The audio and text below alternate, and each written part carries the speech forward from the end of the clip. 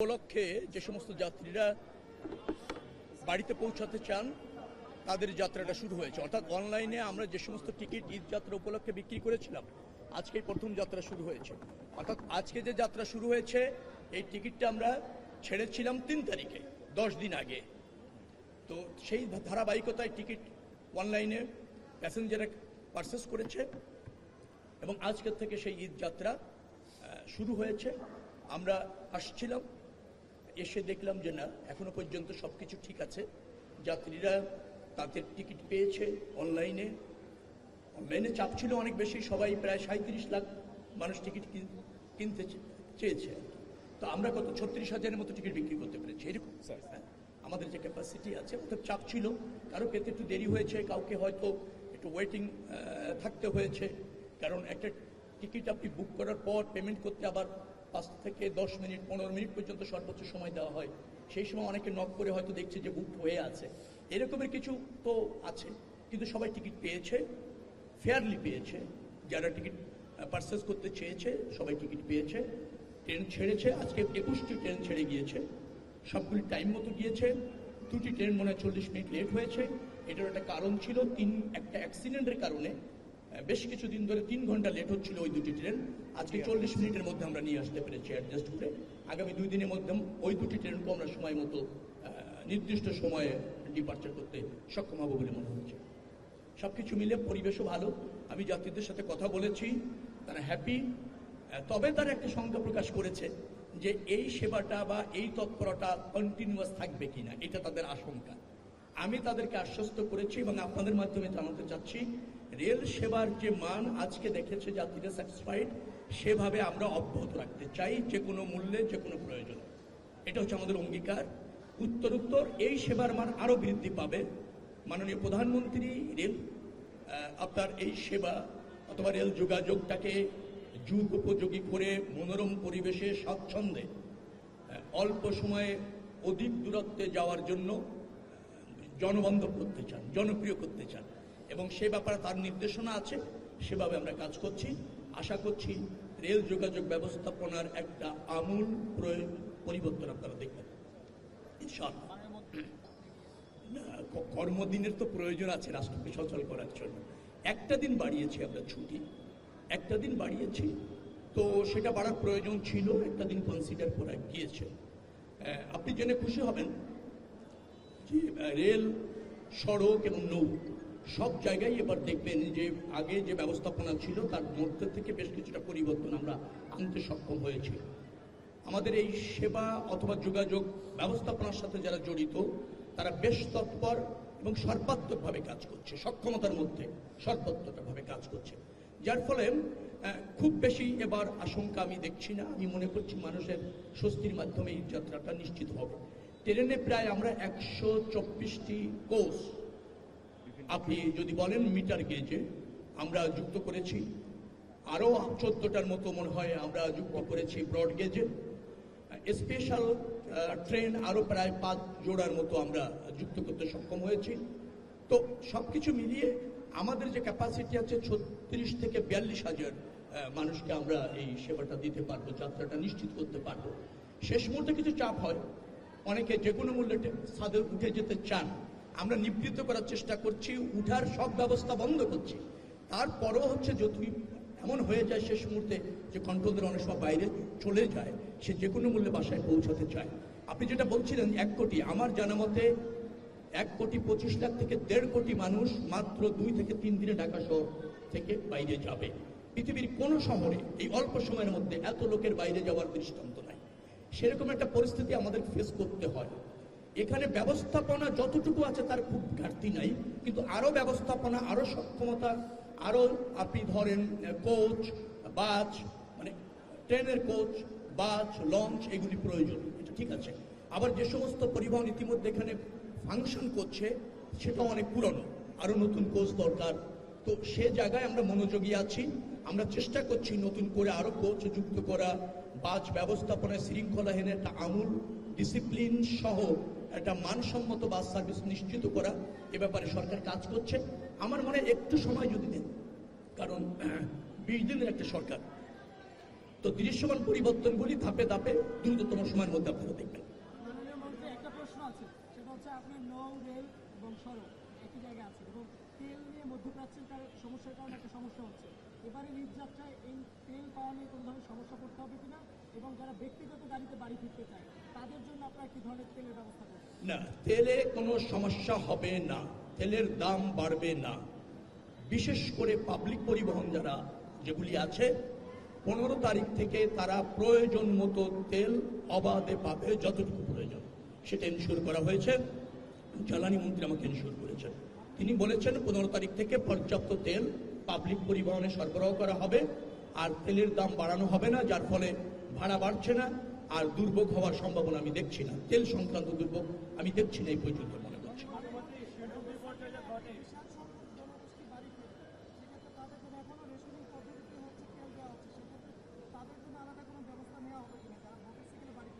না না, ওইটা বিবেচনা করা হচ্ছে। আমার মনে হয় 15 তারিখের পর থেকে রেশনিং ব্যবস্থা এভাবে থাকবে কিনা তার পুনর্বিবেচনা করা হবে।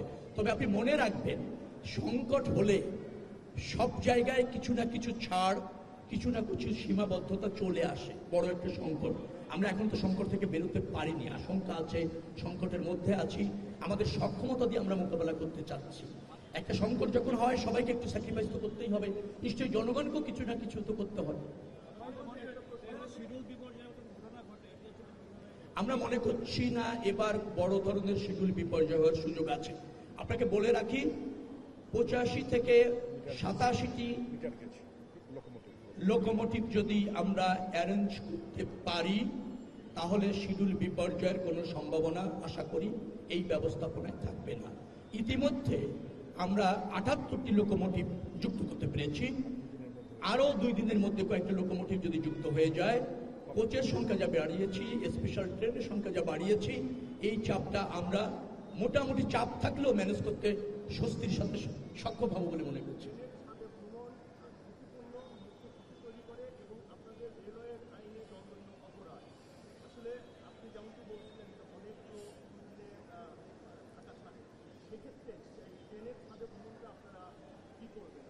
না, আমরা কোনো অবস্থাতে সেটা চাইছি না, নিবৃত্ত করছি, বাধা দিচ্ছি, প্রতিরোধ করছি। এখন ধরেন হাজার হাজার মানুষ এক হয়ে 2-1 জন কোনো সময় সবকিছু অতিক্রম করে তুলে যায়, তাকে আমরা নামিয়ে আনারও চেষ্টা করছি। কিন্তু এই রকমের পরিস্থিতিতে 2-4 জন এরকম শেষ মুহূর্তে যদি উঠে যায়, মানে সেটাকে আপনি শতভাগ একজন লোকও যাবেন না, এই ব্যাপারটা এই জায়গা থেকে এই চাপের মধ্যে এনশিওর করাটা কঠিন। আমাদের সহযোগিতা নেই এবং আমরা সেটা যে কোনো মূল্যে আপনার নিয়ন্ত্রণ করতে চাই। সেখানে যা যা সক্ষমতা, যা যা পদক্ষেপ আমরা সব নিচ্ছি। কিন্তু আমি এই মুহূর্তে আপনাকে হয়তো এই কথা বলতে পারছি না যে একজন লোক কোনো অবস্থাতে ছাতে যেতে দেওয়া হবে না। যদি ওই অ্যাকশনে আপনি যান, সেটাও আরেকটা বিপর্যয় সৃষ্টি করবে। আপনারাও সাংবাদিক যারা আছেন, আমি জানি খুব মানবিক, তখন বলবেন ঈদ যাত্রা ব্যাঘ্রত করার জন্য একজন লোককে এইভাবে বল প্রয়োগ করা হয়েছে, তখন আপনার মানবিক হয়ে যাবেন। এখন শৃঙ্খলার মধ্যে আছেন, শৃঙ্খলা চাইছেন।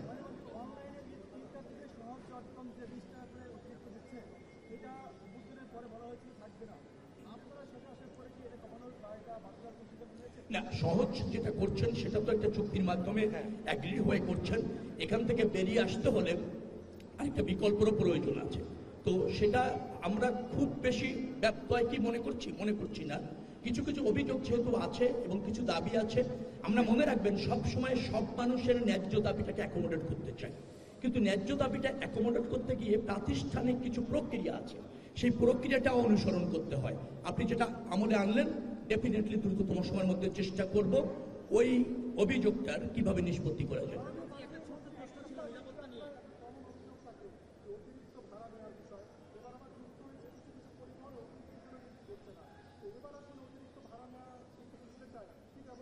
কোনো সুযোগ নেই, আমাকে জানাবেন, দায়িত্ব পাওয়া, কোনো সুযোগ নেই।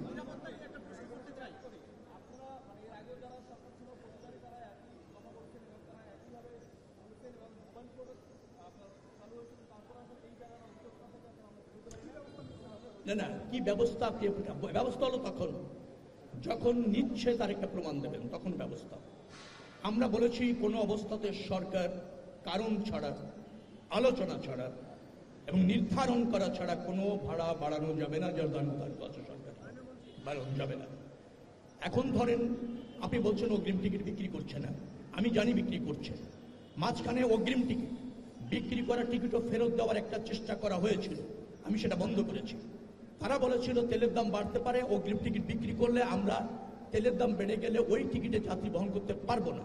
আমি বলেছি তেলের দাম বাড়বে না, তেল সরবরাহ নিশ্চিত হবে, অতএব টিকিটের দাম বাড়ানো যাবে না, বিক্রিত টিকিট ফেরত দেওয়া যাবে না। তারা এগ্রি করেছে এবং তারা বিক্রিত টিকিট ফেরত দেয়, অব্যাহত আছে।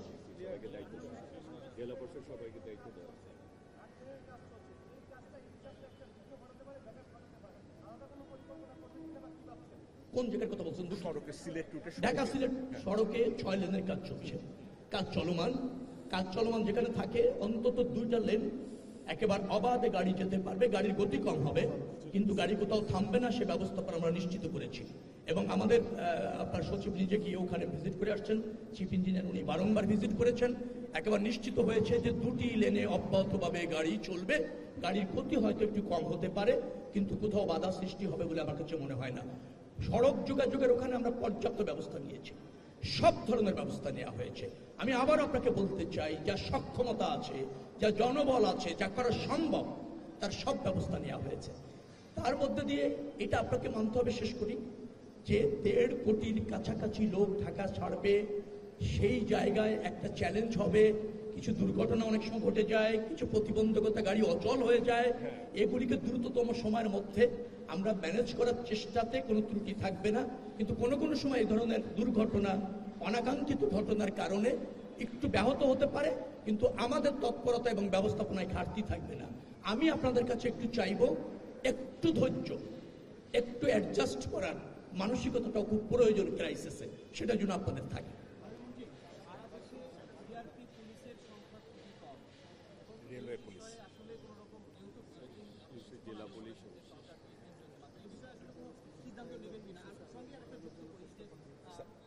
আন্তনগর যে সমস্ত ট্রেনগুলো চলে সেখানে মানে কোচের সংখ্যা প্রায় 11 থেকে 12টা থাকে এবং সেখানেও কিন্তু নিরাপত্তার দায়িত্বে পুলিশের সংখ্যা স্বল্প পরিমাণে 3 থেকে 4 জন। সেটা আসলে বাড়াবেন না, বাড়ানোর প্রয়োজন আছে, বাড়ানোর দরকার। 2,500-এর মতো আছে। এবং মনে রাখবেন এই ঈদযাত্রার এই সময়টাতে শুধু আপনি রেলওয়ে পুলিশ না, বিভিন্ন আমাদের যে নিয়মিত পুলিশ যারা আছেন বিভিন্ন থানা ওই অঞ্চলের, তারাও সজাগ আছেন, সক্রিয় আছেন, তারাও সহযোগিতা করছেন। আবার আমাদের হাইওয়ে পুলিশ তো রোডে কাজ করছেন, নৌ পুলিশ আছে, আপনার লঞ্চ যাত্রা বা নৌপথে কাজ করছেন। প্রত্যেকটা জেলার আমাদের যে নিয়মিত পুলিশ বাহিনী আছে, আইন শৃঙ্খলা রক্ষাকারী বাহিনী, থানা, তারাও যুক্ত হয়েছেন। আবার আমাদের আনসার যারা আছেন তারা একটা গুরুত্বপূর্ণ ভূমিকা পালন করেন সবসময়ের জন্য, এবং তাদের সংখ্যাটাও ভালো এবং তারা খুব বেশ দায়িত্বপরায়ণ, তারাও থাকবেন।